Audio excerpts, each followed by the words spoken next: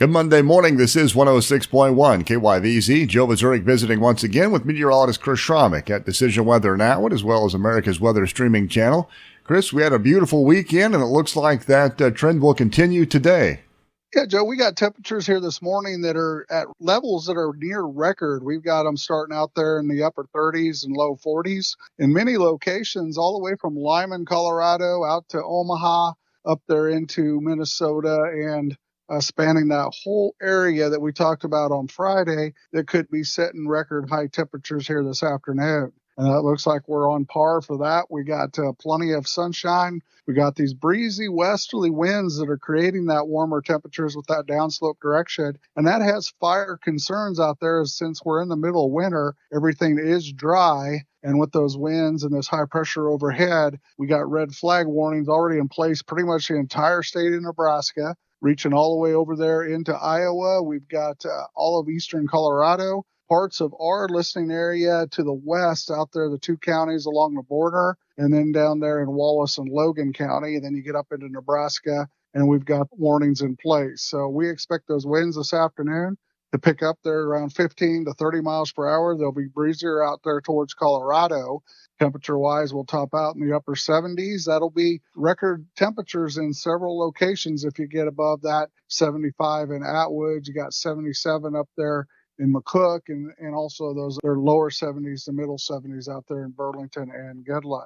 Then we got big change coming as we got a trough that'll come over the Rockies. We got winter storm warnings and watches and advisories out in the northwest and the mountains, and that cold air is going to collide and move through here tomorrow afternoon, switching those winds to the north at 45 miles per hour. That could blow up some dust. And then in the evening overnight, we can expect some 1-inch bands of snow showers. Those are going to be in hit and miss locations, not a widespread type snowfall, but there could be, those snows out there. And with those winds, those temperatures are really going to fall. We'll top out tomorrow, probably in the middle 50s, fall through the 40s, 30s, and overnight lows dropping all the way into the teens. Wednesday will be a chilly day behind that. We'll expect temperatures in the 30s and 40s for the rebound, and also those severe weather will be off to our east in the Illinois, Indiana, and the mid-Atlantic states. So we're going to see those temperatures up and down, and then we're going to warm right back up behind it. We'll go 50 on Thursday, 60s on Friday, then back up to temperatures like we saw this weekend